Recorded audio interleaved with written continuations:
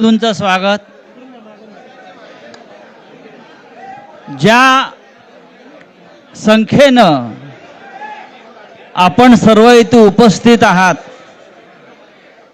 आणि आपल्यातला उत्साह जो दिसतोय ते पाहता एक गोष्ट नक्की आहे की आजचा दिवस महाराष्ट्रासाठी ऐतिहासिक आहे. सकाळी मी कोणाला तरी सांगितलं की आजच्या दिवसाचं महत्त्व काय आहे. संयुक्त महाराष्ट्राच्या लढ्यानंतर जो संयुक्त महाराष्ट्राचा मंगल कलश महाराष्ट्रामध्ये आला तो मराठी ऐक्याचा मंगल कलश होता. आणि आज पुन्हा एकदा हा मराठी ऐक्याचा मंगल कलश घेऊन सन्माननीय उद्धव ठाकरे आणि सन्माननीय राज ठाकरे आपल्या समोर आलेले आहेत. तोच आनंदाचा क्षण आज महाराष्ट्राच्या जीवनामध्ये आलेला आहे. मी अजिबात यापुढे काही बोलणार नाही. हाच मंगल कलश मुंबईसह अनेक महानगरपालिकांमध्ये विजयी भगवा ध्वज फडकवल्याशिवाय राहणार नाही.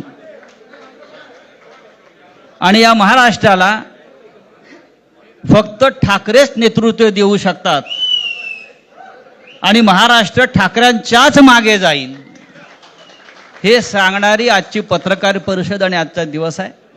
मी यापुढला सूत्र ही माननीय उद्धव ठाकरे व माननीय राज ठाकरे यांच्याकडे देतो.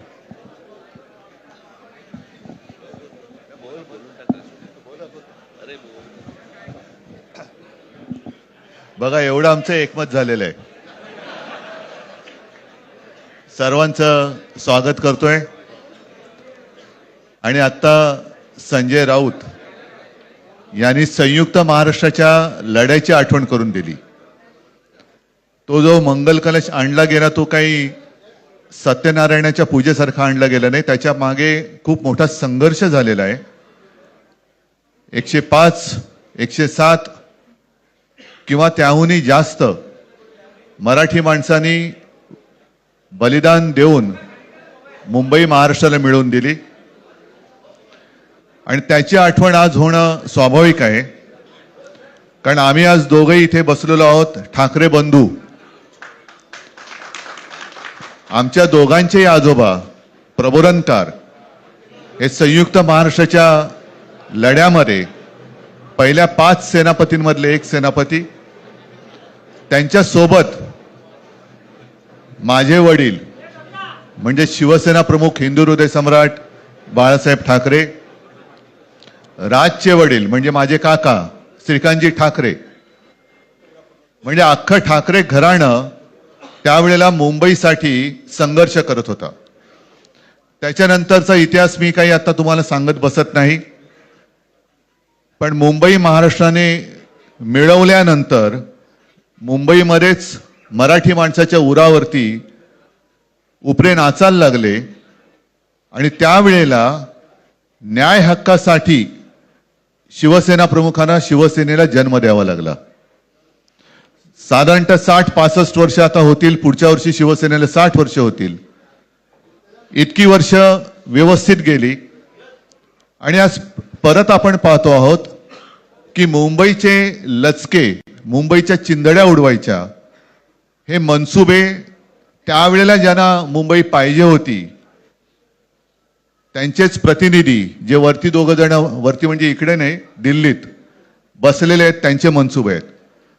आणि आता जर का आपण भांडत राहिलो तर मग तो जो काय संघर्ष, ते जे काय हुतात्मा स्मारक आहे त्याचा मोठा अपमान होईल.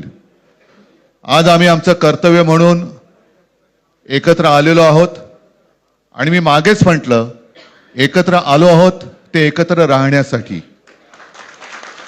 यापुढे मुंबईवरती आणि महाराष्ट्रावरती कोणी वाकड्या नजरेने किंवा त्यांच्या कपटी कारस्थानाने महाराष्ट्राला मुंबईपासून किंवा मुंबईला महाराष्ट्रापासून, मराठी माणसापासून तोडण्याचा प्रयत्न करेल त्याचा राजकारणात खात्मा केल्याशिवाय राहणार नाही. शपथ घेऊन आम्ही मैदानात उतरलेलो आहोत.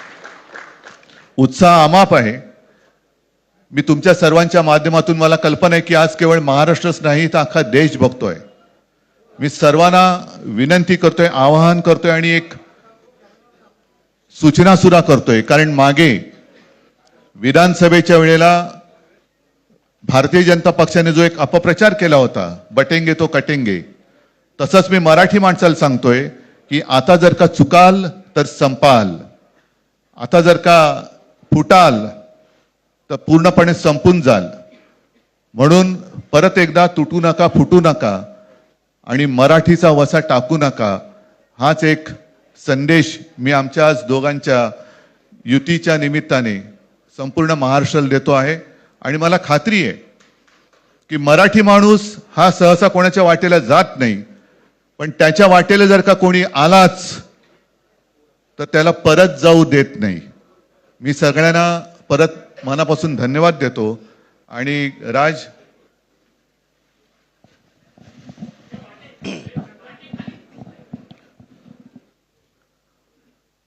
आपणा सर्वांचं मी मनपूर्वक स्वागत करतो.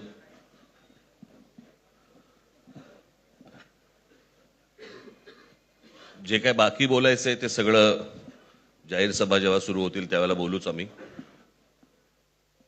परंतु माझी एक मुलाखत झाली होती आणि मी मुद्दामून आठवण करून देतो त्या गोष्टींची.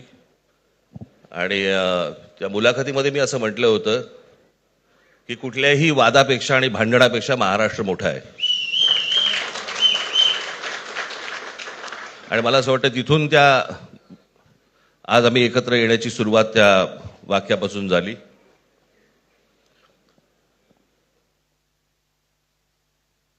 कोण किती जागा लढवणार, आकडा काय, हा नाही सांगणार तुम्हाला.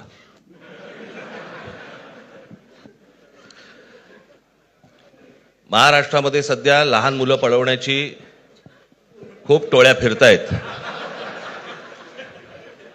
त्याच्यामध्ये 2 टोळ्या अजून जास्ती ऍड झालेल्या आहेत. ते राजकीय पक्षांमधली मुलं पळवतात आणि जे निवडणुका लढवणार आहेत त्या लढवणाऱ्या सर्व उमेदवारांना दोन्ही पक्षांकडनं उमेदवारी दिली जाईल.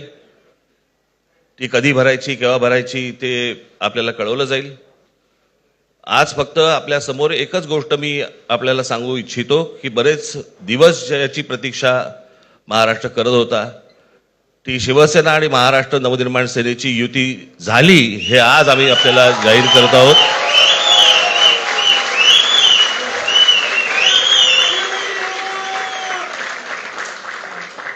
धन्यवाद.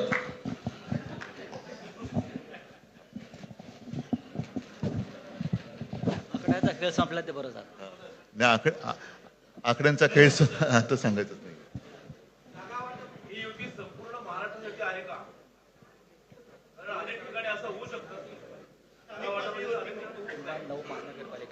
अजून बाकीच्या महापालिकांमध्ये सुद्धा कालपर्यंत युती झालेली, जशी नाशिकमध्ये झालेली आहे, बाकीच्या ज्या महापालिका आहेत त्यांची सुद्धा त्यांच्या तिथल्याही युतीवरती आज उद्याच शिक्कामोर्तब होईल.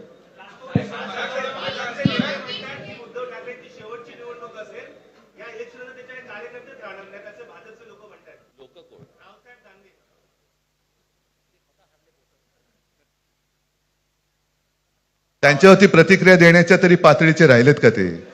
त्यांना त्यांच्या पक्षात सुद्धा कोण विचारत नाही. मला असं वाटतं की उत्तर देवांना द्यावीत, दानवांना नाहीत.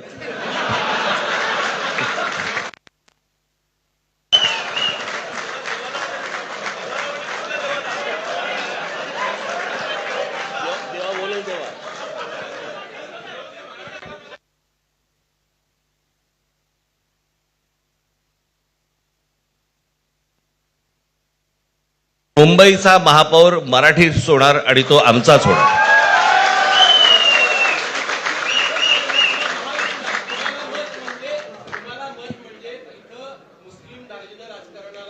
मला असं वाटतं की एक मुख्यमंत्र्यांचा व्हिडिओ पण फिरतोय ज्याच्यामध्ये ते अल्ला हाफिज असं म्हणलेत, बरोबर ना? तर या गोष्टी त्यांनी सांगू नयेत. माझ्याकडे खूप व्हिडिओज आहेत.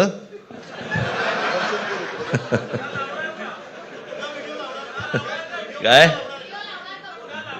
ते काय बोलतात त्याच्यावरती माझे व्हिडिओ तयार असतील.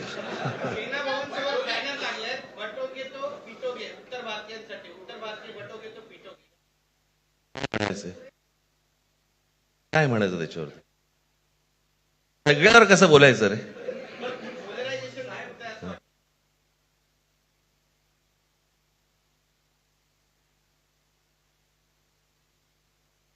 मला असं वाटतं आज मुंबईचं मी तुमच्यासमोर आम्ही जाहीर करत आहोत आणि बाकीच्या जशा अशा होतील तशा तुम्हाला कळवलं जातील.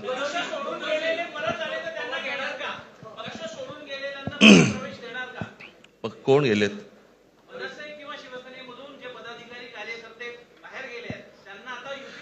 येऊ तर देत पहिलं. हे जरतर वरतीच खूप असतं सगळं.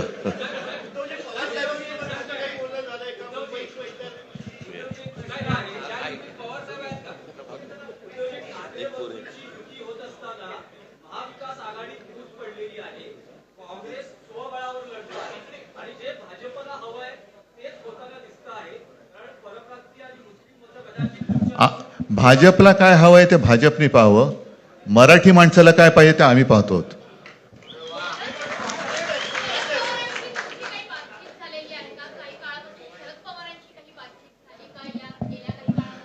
चर्चा सुरू आहे, बघू त्यांच्यात. आम्ही आज आमची युती जाहीर केलेली आहे, शिवसेना आणि महाराष्ट्र नवनिर्माण सेना. जे महाराष्ट्र प्रेमी आहेत त्याच्यात काही भाजपातले सुद्धा अस्सल मराठी आहेत, ते सुद्धा येऊ शकतात. ही महाराष्ट्र रक्षणासाठी महाराष्ट्र प्रेमींची युती आहे. त्याच्यात काही जण भाजपमध्ये सुद्धा आहेत, त्यांना हे जे काही चालले ते पाहवत नाहीये किंवा सहन होत नाहीये, ते सुद्धा येऊ शकतात.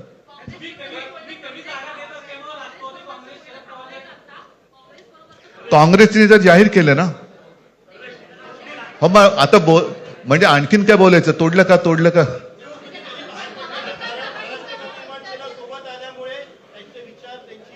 बघा, मला बाकी कोण काय म्हणते त्याच्याशी काही कर्तव्य नाही. मी परत एकदा सांगितलं, महाराष्ट्राला आणि मराठी माणसाला काय पाहिजे ते आम्ही दोघं बघतो.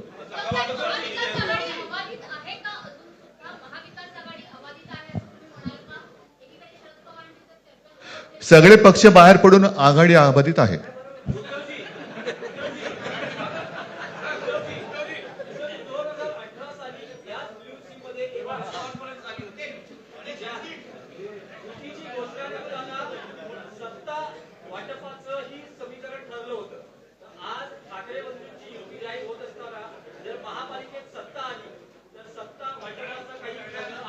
त्यावेळेला आम्ही हा निर्णय जाहीर केला होता आणि नंतर काय झालं तुम्हाला माहिती आहे. म्हणून आज आम्ही तो निर्णय जाहीर करत नाही आहोत.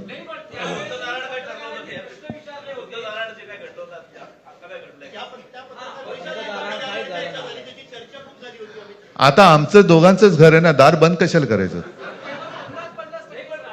ठीक आहे, चला. मला असं वाटतं बाकीच्या प्रश्न आता काही तसं काही नाहीये. निवडणुकीपूर्वी अरे झालेलं आहे ना जागा वाटप. माझी निघताना फक्त एकच छोटी विनंती आहे. ज्यांचं मुंबईवरती, महाराष्ट्रावरती, मराठी माणसावरती प्रेम आहे, अशा सर्व माझ्या पत्रकार बांधवांना, भगिनींना माझी विनंती आहे की आमच्या पाठीमागे उभे राहा. धन्यवाद.